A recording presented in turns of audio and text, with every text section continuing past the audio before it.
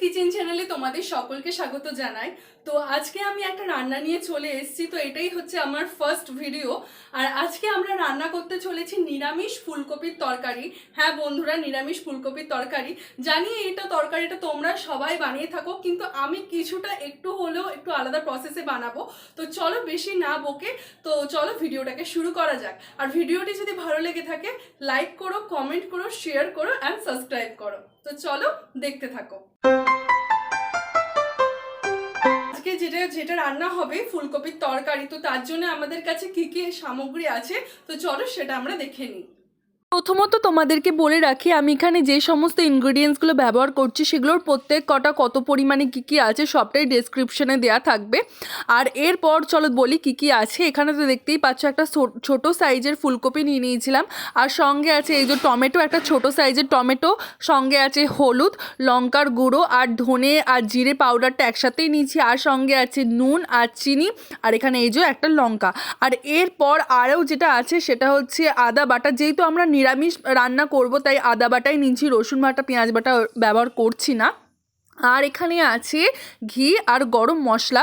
তো চলো সমস্ত ইনগ্রিডিয়েন্টসগুলো দেখিয়ে নিলাম, আর এরপর রান্নাঘরে যাওয়া যাক। আর এরপর একটা রান্নাঘরে গিয়ে আমি একটা ননস্টিকের কড়াই নিয়ে নিয়েছি, তার মধ্যে কিছুটা পরিমাণ জল ঢেলে নিলাম, তার মধ্যে একটু পরিমাণ নুন দিয়ে দিলাম 1 চামচের মতো।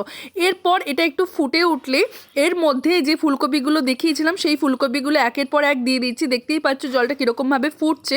আর এরপর পুরো ফুলকপিটা দেওয়ার পর 15 থেকে 20 মিনিটের জন্য আমি ঢাকাটা বন্ধ করে রেখে দেবো। একটু অল্প পরিমাণে হলুদ দিয়ে দেবো, কারণ যাতে কালারটা ভালো আসে আর অটোমেটিক যাতে কালারটা হয়ে যায়। এবার 15 থেকে 20 মিনিট ঢাকা দিয়ে দিলেই এটা অর্ধেকটার মতো প্রায় সেদ্ধ হয়ে যাবে। দেখতেই পাচ্ছ কত সুন্দর সেদ্ধ হয়ে গেছে। এরপর এগুলোকে একটু নাড়াচাড়া করে এটাকে তুলে নেব আর জলটাকে ফেলে দেব। আর এরপর ওই কড়াইটা ভালো করে শুকনো করে মুছে নেওয়ার পরে এই কড়াইয়ের মধ্যেই 7 থেকে 8 চামচের মতো সর্ষের তেল দিতে হবে, তারপর একটু জিরে, আর যে কাঁচা লঙ্কাটা দেখিয়েছিলাম সেই কাঁচা লঙ্কাটা এখন আপাতত দেব, ভাজার সময় পরে আবার তুলে নেব। তো এই এখন দেখতেই পাচ্ছ ফুলকপিটা দিয়ে দিলাম। আর এরপর এটা একটু ভালো করে একটু কড়া করে ভেজে নেব, আর এটা একটু ওপর নিচ করে নেব, আর ফ্লেমটা একটু হালকা এই মুহূর্তে আমি একটু বাড়াবো। আর এরপর আমি কিছু আলু কেটে রেখেছিলাম ডুমো ডুমো করে, সেগুলো একটু হালকা ভেজেছিলাম। তো বাদবাকিটা এখন এটার সাথে সেদ্ধ হওয়ার জন্য দিয়ে দেব, আর এটাকে কিছুটা ঢাকা দিয়েই ভাজবো। আর এরপর এই পুরো মিশ্রণটাকে আমি তুলে নেব। তুলে নেওয়ার পর ওই সেম তেলের মধ্যেই আমি আদা বাটা দিয়ে দেবো। তো চলো ভিডিওটা দেখতে থাকো।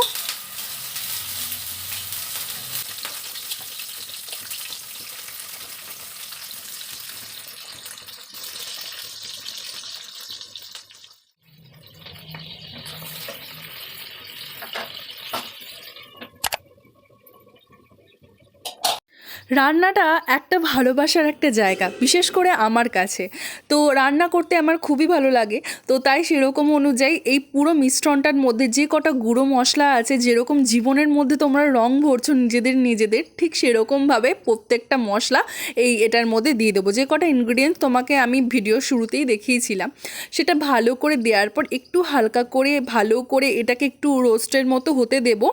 আর এরপর টমেটোগুলো একটু ঘেটে যাওয়াটা ইম্পর্টেন্ট। এইটা একটুক্ষণ সেদ্ধ হোক ততক্ষণ আজকে আমরা আমার টুকাইস কিচেন চ্যানেলের কিছু টিপস আছে, সেই টিপসের ভিডিওতে আমরা চলে যাব, কারণ এটা একটু কষতে একটু টাইম লাগবে। তো চলো ততক্ষণ সেখানে যাওয়া যাক। গাইস কিচেনের আজকের কুকিং টিপস হচ্ছে যে খাবারে যদি বেশি পরিমাণে নুন পড়ে যায়, নুন অর্থাৎ লবণ যদি পড়ে যায়, তো সেটাকে আমরা কিভাবে ব্যালেন্স করব এবং খাবারের স্বাদটাকে কিভাবে আগের মতো নিয়ে আসব। তো তোমরা কি করতে পারো, একটু আটা বা একটু অল্প পরিমাণে ময়দা, যেরকমভাবে আটা ময়দা আমরা মাখি সেরকমভাবে মেখে যে তরকারিটার মধ্যে নুনটা বা লবণটা পড়ে গেছে, বা হয়তো খিচুড়ি বানিয়েছো বা কিছু একটা বানিয়েছো যেটার মধ্যে তোমাদের মনে হচ্ছে যে নুনটা একটু বেশি পড়ে গেছে, সেটার মধ্যে ওই যে আটাটা মেখেছিলাম সেটা দিয়ে দাও। মিনিমাম 15 থেকে 20 মিনিটের মতো রাখো। দেখবে নুনটা একদম ওই আটার যে ডালাটা আছে সেটা পুরো একদম পুরো সোক করে নেবে, আর একদম পুরো পারফেক্ট হয়ে যাবে খেতে। তো এটা ছিল আজকে টুকাইস কিচেনের রান্নাঘরের টিপস। তো চলো ভিডিওটি ভালো লেগে থাকলে অবশ্যই লাইক করো। এখানে দেখতেই পাচ্ছ কতটা সুন্দর মশলাটা মানে হয়ে গেছে, মিক্সড আপ হয়ে গেছে, আর একটা খুব সুন্দর অ্যারোমেটিক সেন্টও বেরোচ্ছিলো। আমার তো খুব ভালো লাগছিলো। আর এরপর ওই যে সমস্ত কিছু আমরা ভেজে রেখেছিলাম, আলু বলো ফুলকপি বলো, তো সেই সমস্তটা আমরা দিয়ে দিলাম।